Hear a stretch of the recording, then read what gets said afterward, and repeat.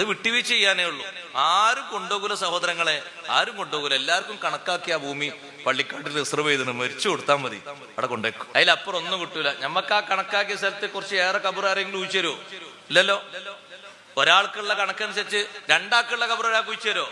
അതിനാരാ സമ്മതിച്ചു കൊടുക്കാം? രണ്ടാളെ വീതിയിൽ അങ്ങോട്ടും ഇങ്ങോട്ടും ശരിക്കും ഇരിക്കാനും കിടക്കാനും ഉയരാനൊക്കെ പാകത്തിനൊരു വിശാലമായ കബർ രണ്ടാൾ കിടക്കാൻ പറ്റിയ മലം നടക്കാൻ പറ്റിയ കുഴിക്കോ? കുടിക്കൂല.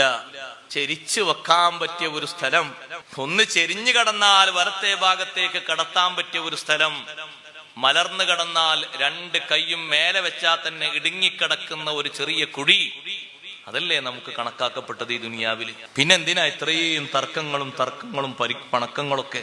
വിട്ടുവീഴ്ച ചെയ്തു കൊടുക്കുക.